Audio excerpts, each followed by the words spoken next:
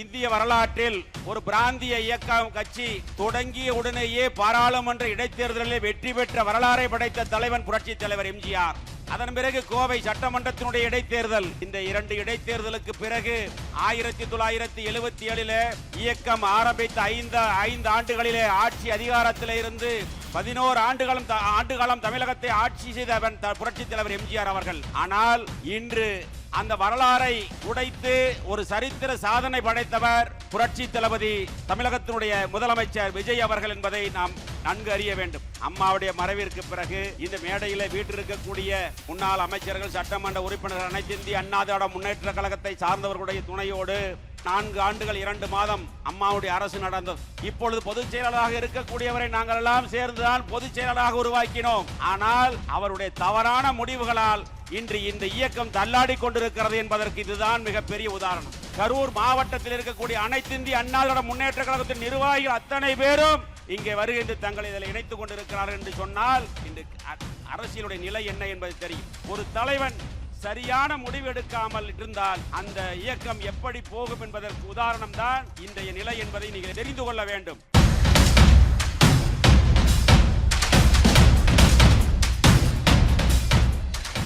இந்த மாபெரும் இணைப்பு விழாவை ஒரு மாநாடு போல தலைமையேற்று நடத்தி கொண்டிருக்கக்கூடிய கழகத்தினுடைய பொதுச் செயலாளர், உள்ளாட்சி மற்றும் நீர்வளத்துறையினுடைய அமைச்சர் அருமை அண்ணன் ஆனந்த் அவர்களே, இந்த நிகழ்ச்சியிலே வரவேற்புரை ஆற்றி சென்றிருக்கக்கூடிய வருவாய்த்துறை அமைச்சர் அருமை அண்ணன் KS செங்கோட்டையன் அவர்களே, மற்றும் இந்த நிகழ்ச்சியில் கலந்து கொண்டு எங்களுக்கெல்லாம் ஒரு சிறப்பான ஒரு வழிகாட்டியாக எங்களை இந்த இயக்கத்திலே இணைத்துக் கொள்வதற்கு அனைத்து ஏற்பாடுகளையும் செய்து எங்களுக்கு வழிகாட்டியாக இருந்த நெடுஞ்சாலை மற்றும் பொதுப்பணித்துறை அமைச்சர் அருமை அண்ணன் ஆதவ் அர்ஜுனன் அவர்களே, மற்றும் சுகாதாரத்துறையினுடைய அமைச்சர் அருமை நண்பர் அண்ணன் அருண்ராஜ் அவர்களே, மற்றும் அமைச்சர் பெருமக்கள் ஸ்ரீநாத் அவர்களே, லோகேஷ் தமிழ்ச்செல்வன் அவர்களே, விஜய் தமிழ்ச்செல்வன் பார்த்திபன் அவர்களே,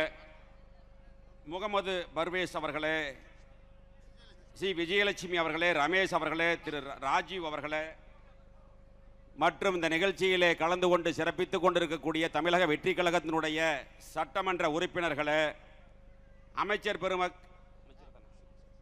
பெருமக்கள் பி மதன்ராஜ் அவர்களே, ஜெகதீஸ்வரி அவர்களே, சட்டமன்ற உறுப்பினர்களே, இங்கே கழகத்திலே தமிழக வெற்றி கழகத்திலே தங்களை இணைத்துக் கொள்ள வருகின்றிருக்கக்கூடிய முன்னாள் சட்டமன்ற உறுப்பினர்கள், முன்னாள் அமைச்சர் பெருமக்களே, முன்னாள் உள்ளாட்சி பிரதிநிதிகளே, இங்கே அலைகடலாக வருகின்றிருக்கக்கூடிய அனைத்து இந்திய அண்ணா திராவிட முன்னேற்ற கழகத்தினுடைய ஆணி வேராக திகழ்ந்த கழகத்தினுடைய ரத்தத்தின் ரத்தமான இளம் சிங்கங்களே, உங்கள் அனைவருக்கும் காலை வணக்கத்தை தெரிவித்துக் கொண்டு, புரட்சி தலைவரால் 1972 உருவான இயக்கம் அனைத்து இந்திய அண்ணா திராவிட முன்னேற்ற கழகம் என்ற மாபெரும் இயக்கம். அந்த இயக்கம் தோன்றிய வரலாறு தீய சக்தியை, திமுகவை ஒழிக்க வேண்டும் என்று உருவான இயக்கம். தலைவர் இருக்கின்ற வரை அந்த இயக்கம் ஆட்சி அதிகாரத்தில் இருந்தது.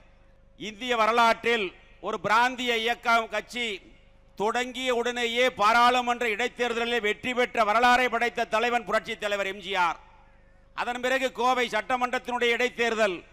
இந்த 2 இடைத்தேர்தலுக்கு பிறகு 1977 இயக்கம் ஆரம்பித்த 5 ஆண்டுகளிலே ஆட்சி அதிகாரத்தில் இருந்து 11 ஆண்டுகாலம் தமிழகத்தை ஆட்சி செய்தவன் புரட்சி தலைவர் எம்ஜிஆர் அவர்கள்.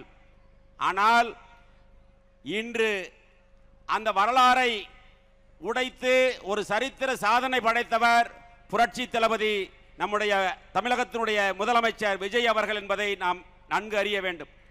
இயக்கம் ஆரம்பித்த 2 ஆண்டுகளிலே தமிழகத்தில் ஒரு மாற்றத்தை ஏற்படுத்தி ஒரு அரசியல் புயலை உருவாக்கி, ஒரு அரசியல் மாற்றத்தை உருவாக்கி இன்று ஆட்சி அதிகாரத்தில் இருந்து தமிழகத்திலே முதலமைச்சராக இருக்கிறார் என்று சொன்னால் அது சாதாரண மாற்றம் அல்ல, ஒரு தலைமுறை மாற்றம் என்பதை நாம் புரிந்து கொள்ள வேண்டும். இந்த அரசியல் மாற்றம் என்பது ஒரு தலைமுறை மாற்றம். அதேபோல தலைவருக்கு பிறகு இந்த இயக்கத்தை வழிநடத்திய தங்க தலைவி புரட்சி தலைவி அம்மாவுடைய கொள்கையும் அதேதான். தீய சக்தி திமுகவை ஒழிக்க வேண்டும் என்று நோக்கத்தோடு தமிழகத்தினுடைய முன்னேற்றத்திற்காக தன் வாழ்நாளை அர்ப்பணித்த தலைவி தங்க தலைவி புரட்சி தலைவி அம்மா அவர்கள்.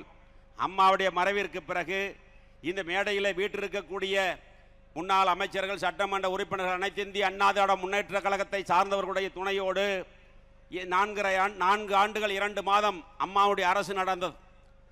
இப்பொழுது பொதுச் செயலாளராக இருக்கக்கூடியவரை நாங்கள் எல்லாம் சேர்ந்துதான் பொதுச் செயலாளராக உருவாக்கினோம். ஆனால் அவருடைய தவறான முடிவுகளால் இன்று இந்த இயக்கம் தள்ளாடி கொண்டிருக்கிறது என்பதற்கு இதுதான் மிகப்பெரிய உதாரணம். உண்மையை சொன்னால் துரோகி என்று சொல்கிறார். உண்மையை எடுத்து சொன்னால் யார் துரோகி என்பதை நீங்கள் புரிந்து கொள்ள வேண்டும். திராவிட முன்னேற்ற கழகத்தோடு சேர்ந்து ஆட்சி அமைக்கலாம் என்று சொல்வது சரியா என்று இந்த இயக்கத்திலிருந்து விலகி இன்று தமிழக வெற்றி கழகத்தில் இணைத்துக் கொள்ள வந்திருக்கக்கூடிய ஒவ்வொரு தொண்டனும் நினைத்து பார்த்துத்தான் இன்று புரட்சி தளபதி தலைமையை ஏற்று இங்கே இந்த இயக்கத்தில் தங்களை இணைத்துக் கொள்ள வருகின்றிருக்கிறார்கள் என்பதை நாம் எண்ணி பார்க்க வேண்டும். 42 ஆண்டுகள் இயக்கத்தில் உறுப்பினராக இருந்து 25 ஆண்டுகள் தீவிர அரசியலிலே இருந்தவனான். பல்வேறு உள்ளாட்சியிலே பல்வேறு பதவிகளில் இருந்து புரட்சி தலைவி அம்மா அவர்கள் அடையாளம் காட்டப்பட்டு 5 ஆண்டுகள் போக்குவரத்து துறை அமைச்சராக பதவி கொடுத்து அழகு பார்த்த தாய் புரட்சி தலைவி அம்மா அவர்கள். கரூர் சட்டமன்றம் என்று சொன்னாலே உங்களுக்கு நன்றாக தெரியும்.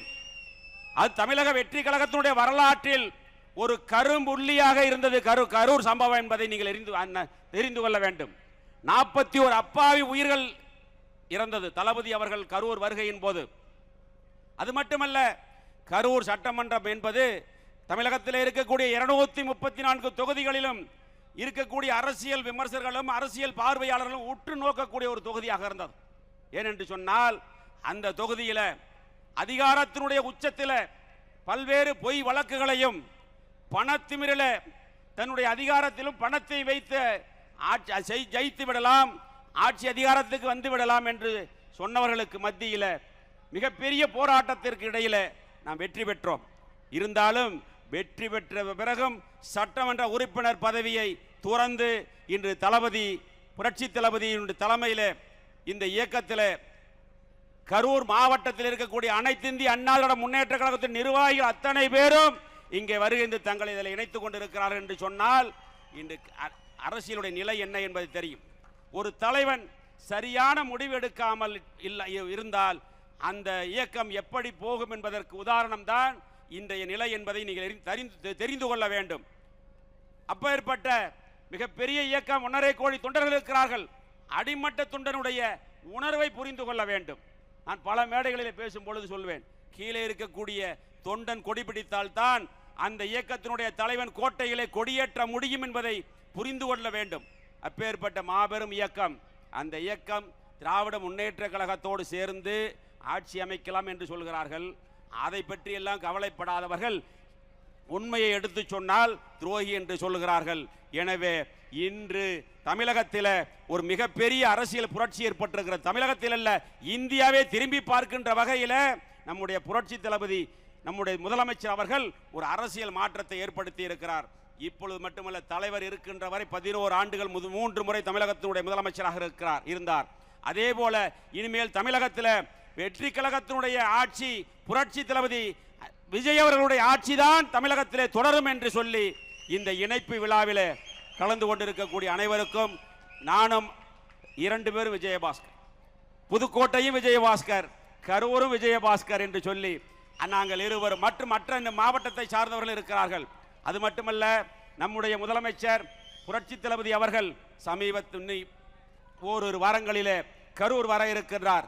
அந்த கரூர் நிகழ்ச்சியிலே இன்னும் அலைகடலாக இருக்கக்கூடிய தொண்டர்களையும் அதில் இணைத்து இந்த இயக்கம் தொடர்ந்து வெற்றி பெறுவதற்காக உண்மையாக உழைப்போம் என்று சொல்லி இந்த இணைப்பு விழாவில் வருகின்றிருக்கக்கூடிய அனைத்து நிர்வாகிகளுக்கும், மேடையில் வீட்டிருக்கக்கூடிய அமைச்சர் பெருமக்கள், சட்டமன்ற உறுப்பினர்களுக்கும், என்னோடு வருகின்ற அனைத்து நிர்வாகிகளுக்கும் மீண்டும் ஒருமுறை நன்றி கூறி விடைபெறுகிறேன். நன்றி, வணக்கம்.